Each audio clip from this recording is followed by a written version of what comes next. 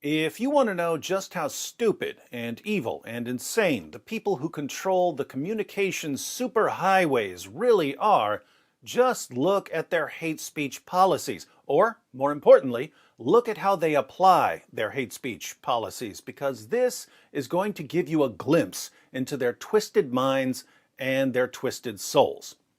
The YouTube Trust and Safety Team currently understands the rules of the platform as follows. Muslims are a protected group. Christians, atheists, and ex-Muslims are not. Since Muslims are a protected group, anything that could potentially offend them is hate speech. Christians, atheists, and ex-Muslims are not protected groups, and therefore Muslims can say whatever they want about them. Muslims are even free to threaten them with death. I kid you not. Let's begin with a now famous clip of Ali Dawah telling ex-Muslims that once Muslims rise to power, ex-Muslims will be exterminated. This is a part of our religion. There's a reason to it. Yeah? There's a reason why there's a capital punishment. Because people like you, little weaklings, who leave their religion and cause corruption in the land by spreading it, the capital punishment in Islamic law would be applied to you. We have no doubt. And we're proud of that. Yeah? Capital punishment will be applied in an Islamic state. Yeah? Not individuals going and doing it themselves like idiots. Yeah? No. Under an emir, it is done. Yes. And we, you know what? We'll be watching. Why will apostates be executed? Because the rights of the community take precedence over the rights of an individual. We'll be watching. Because if you're going to cause corruption in the land, that's going to cause more damage to the society as a whole. Because the Sharia didn't come to protect an individual's right. Hey, can I drink alcohol? Yeah, sure. Drink alcohol, run someone over, kill them, set all this kind of chaos. No, Islam says the right of the community is greater than you individual wanting your right to freedom, which is BS. Absolutely BS. Yeah? So, if Ali Dawah wins and he converts enough people to Islam and he establishes an Islamic society, the ex-Muslim population will be exterminated by the government while Ali Dawah and his friends are watching. The capital punishment in Islamic law would be applied to you. We have no doubt. And we're proud of that. Under an emir, it is done. Yes. And we, you know what? We'll be watching. Not too long ago, the apostate prophet was tweeting about how YouTube allows Ali Dawah to promote the death penalty for apostates on its platform. YouTube then sent AP a message asking him for the video. The YouTube Trust and Safety Team eventually explained their decision to allow Ali Dawah to continue promoting the death penalty for apostates. Update. After carefully reviewing the video, our team has confirmed that it doesn't violate our community guidelines, and therefore we will not be enforcing any actions on it. We encourage users to share their opinions on a wide range of different topics, but there's a line between passionate debate and malicious harassment. We understand the value of free expression and take great care when we enforce our policies. We'll take down content that diverts into threats or harassment when flagged, but not all negative videos or comments will be removed. Hope this helps clarify. Oh, it helps clarify, all right. So, if a Muslim says, we're going to keep converting people to Islam until we establish an Islamic society, and once we establish our Islamic society, all of you ex-Muslims are going to be executed, that's simply passionate debate and free expression, according to the YouTube Trust and Safety Team. Now, for the record, I don't want Ali Dawah banned for saying things like this.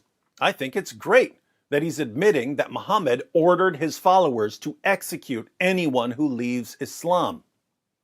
But we can't ignore the hypocrisy here. If someone posted a video on YouTube saying, once my political party rises to power in such and such country, we're going to gather all Muslims together and execute them. How long would that video be on YouTube? Would the YouTube Trust and Safety Team consider that passionate debate? Of course not. So why does YouTube allow people to promote the death penalty for ex-Muslims, but not for Muslims? It's simple, really. Muslims are classified as a protected group, or a marginalized group by the YouTube Trust and Safety Team. Non-Muslims aren't. And when you see how YouTube protects its protected group, you'll realize that membership has its privileges. Since YouTube won't ban Muslims for calling for the public executions of apostates, let's see what YouTube will ban people for doing. Hi, Acts 17 Apologetics. Our team has reviewed your content, and unfortunately, we think it violates our hate speech policy. We've removed the following content from YouTube. Video: Islam's free speech hypocrisy. You can watch this video on my BitChute channel. The link is in the description box. In the video, I quote some Muslim leaders who are demanding a ban on speech that offends Muslims. I then go on to point out that there's a lot of speech in Islam's most trusted sources that's offensive to non-Muslims. I then tell Muslims that if they want to ban offensive speech, they'll need to ban their own book. But if they don't want to ban their own book, they shouldn't be calling for a ban on offensive speech. According to YouTube, exposing hypocrisy is hate speech. It's not passionate debate. It's not free expression. It's hate speech. We know that this might be disappointing, but it's important to us that YouTube is a safe place for all. But not for ex-Muslims, am I right? If content breaks our rules, we remove it. If you think we've made a mistake, you can appeal and we'll take another look. Keep reading for more details. How your content violated the policy. Content glorifying or inciting violence against another person or group of people is not allowed on YouTube. Anyone ever seen or heard me glorify or incite violence against anyone? We also don't allow any content that encourages hatred of another person or group of people based on their membership in a protected group. Anyone ever heard me encourage hatred of anyone? But notice this mysterious protected group the Trust and Safety Team refers to. The protected group is Muslims. According to YouTube, Muslims, who make up nearly a quarter of the world's population, are a protected group. Ex-Muslims are not a protected group, even though they're under an Islamic death sentence, and YouTube knows they're under an Islamic death sentence because YouTube defends and protects videos by Muslim preachers promoting the death penalty for ex-Muslims. Christians are not a protected group. Atheists are not a protected group. But Muslims are a protected group. They're so incredibly protected that if you simply point out the blatant hypocrisy in some demands certain Muslim leaders are making, YouTube will ban you for hate speech. Now, last time I checked, calling out hypocrisy isn't hate speech. Our world is in a lot of trouble if we can't call out hypocrisy when we see it. So, what possible basis could there be for labeling my video hate speech? Unfortunately, the Trust and Safety Team is terrible at explaining their reasoning, probably because if they did explain their reasoning, we would expose them even more. But I think there's a clue in the guidelines on monetization.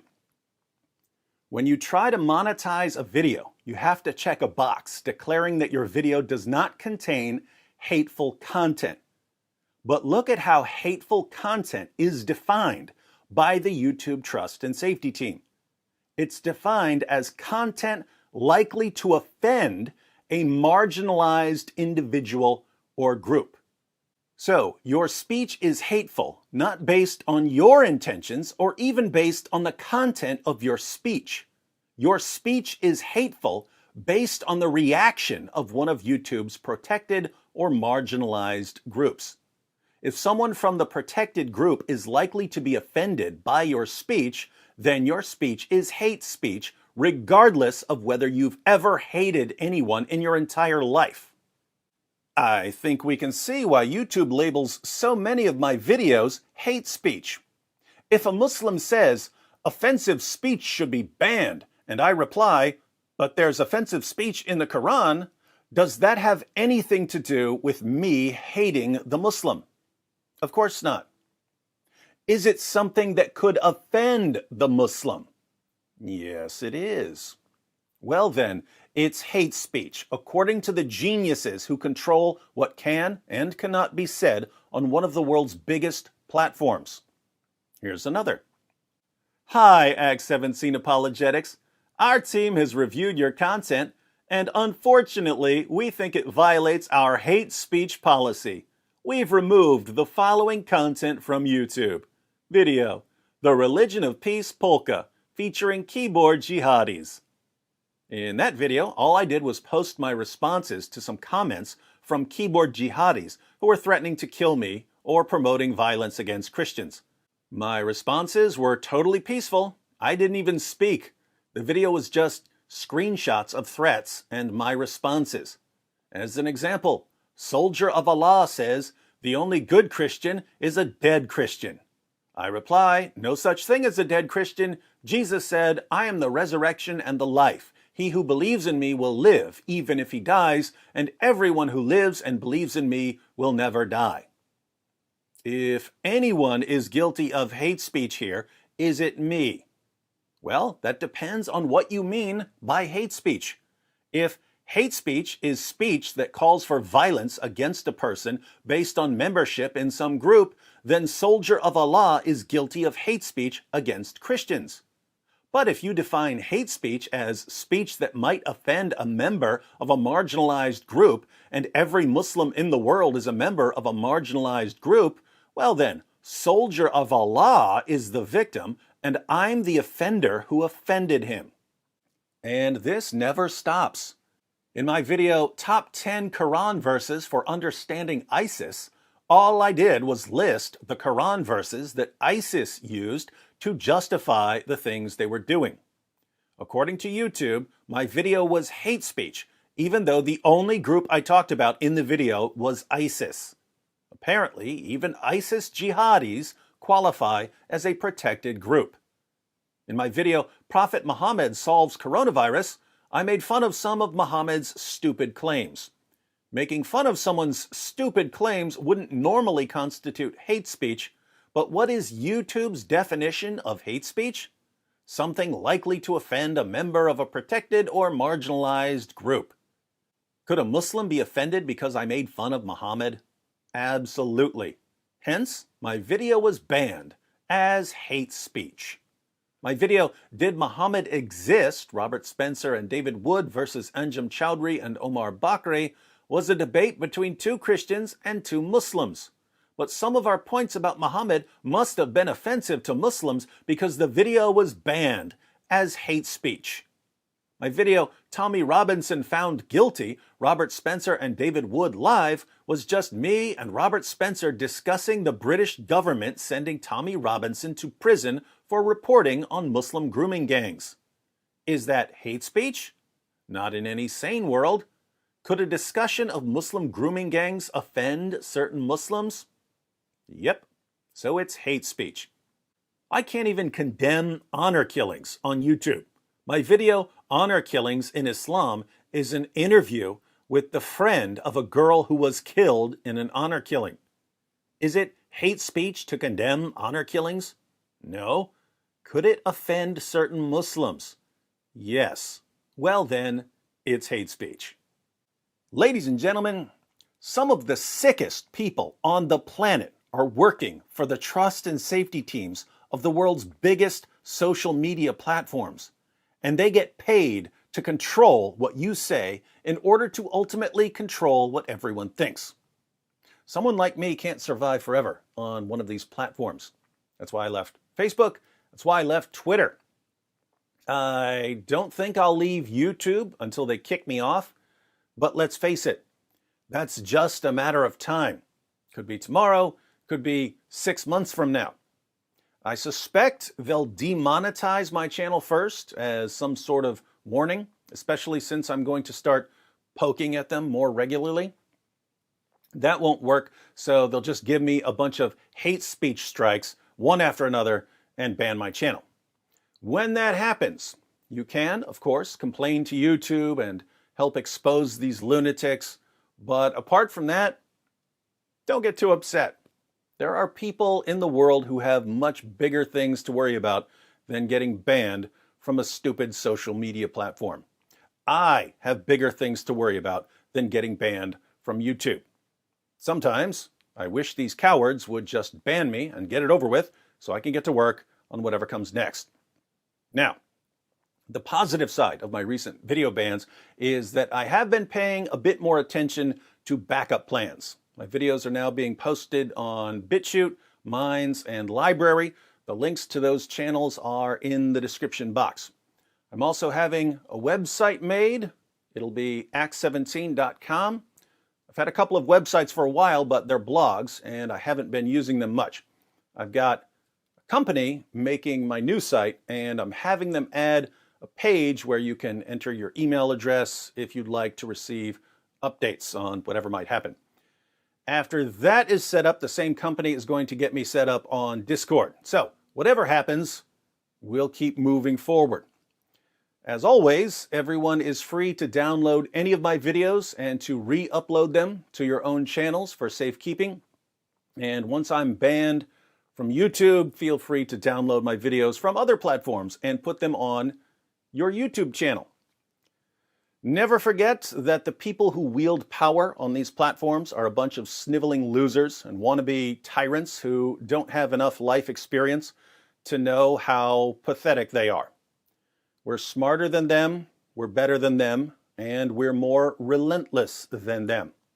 And that means they will eventually lose, because that's what losers do.